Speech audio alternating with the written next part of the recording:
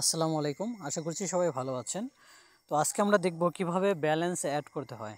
আমাদের এই properly service নিতে হলে অবশ্যই আগে আপনাকে ব্যালেন্স অ্যাড করতে হবে। ব্যালেন্স অ্যাডের সিস্টেমটা খুব সহজ।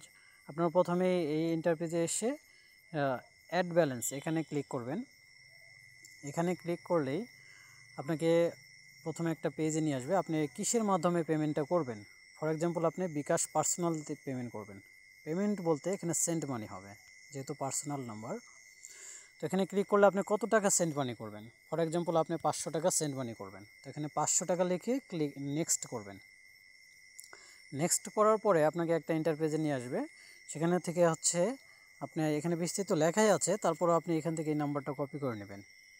নাম্বারটা কপি করার পরে আপনার সেই বিকাশে গিয়ে আপনি এই নাম্বারে সেন্ড মানি করবেন। সেন্ড মানি করে যে ট্রানজ্যাকশন আইডিটা পাবেন, সেই আইডিটা এই ট্রানজ্যাকশন আইডিটির ঘরে বসিয়ে ভেরিফাই ক্লিক করলেই আপনার সাথে সাথে ব্যালেন্সটা অ্যাকাউন্টে অ্যাড হয়ে যাবে। অ্যাকাউন্টে অ্যাড হয়ে গেলে আপনি তারপর থেকে প্রপারলি সার্ভিসগুলো ব্যবহার করতে পারবেন। তো ধন্যবাদ সবাই। আশা করছি এভাবে সবাই অ্যাড করবেন, কোনো সমস্যা হবে না।